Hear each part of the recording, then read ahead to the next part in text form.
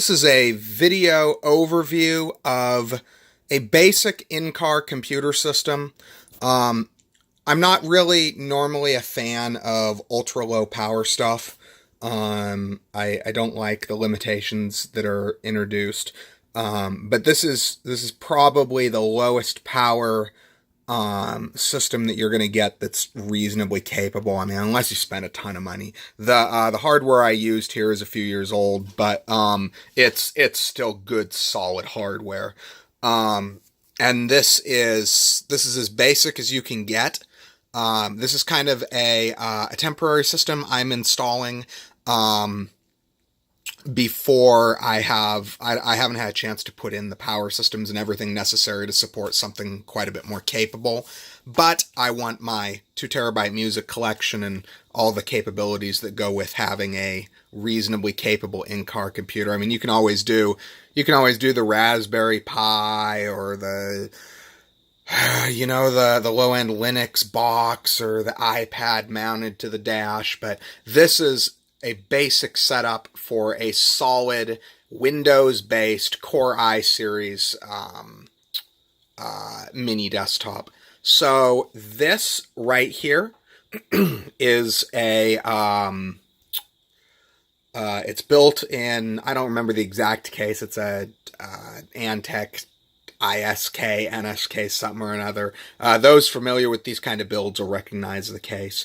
The hardware is actually pretty decent. It's an Intel, it's a 3rd gen Core i5 quad core ultra low voltage. I think it's like a 3350P. I think it's like a 2.9 gigahertz Ivy Bridge quad core, which is still overkill for the application. It's got 8 gigs of RAM, again, probably overkill for the application, but Windows 10 likes 8 gigs, as we all know. And obviously integrated video. Interestingly, I did get my hands on a very late generation Intel, I think it's an H77 board.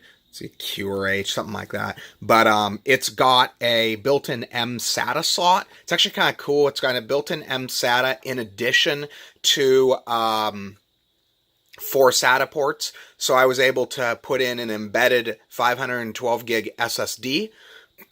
And then I also put in a 2 terabyte 2.5 drive and a 1 terabyte 2.5 drive, which, again, this is kind of an interim system before I get my full system in the car. If this were to be the final system, I'd go pick up a couple of 5 terabyte 15 millimeter drives and throw those in, because I think those would fit, but it's just a temporary setup for my music. So this is my display that I'm going to be using. It's a mostly custom display. I ordered the parts from a Chinese supplier about a year and a half ago. It's basic but capable. It's a 7-inch 1280 by 800 with HDMI input, which is the big thing. Definitely makes it easier. Eventually, I've actually already got, that I'm going to do a separate video on, a nice 5.7-inch 1080p that I ordered, but for this application, I'm going to use this since I've already tested it. I've already verified it works and does what I want. For control interface, this is the latest Logitech Marble mouse. This is an awesome mouse. If you're planning on doing this kind of thing, this is the mouse to get. The cool thing with a mouse like this is that you can set it on your, like on your center console and just use it there without having to move the mouse around. And then, so normally I would hardwire this into the car, but again, this is a quick and dirty setup, so I just wanted to do something easy. So this is a lighter jack, 12 volt. The power supply in this unit is a 12 volt, 90 watt direct. It's 12 volt input, so I can wire it straight to this, and it's low enough wattage that I can run it off of the lighter jack. Normally, you wouldn't want to do that with any regular computer hardware or an inverter, just because those wires aren't intended for that kind of power, but for this application, it is just fine.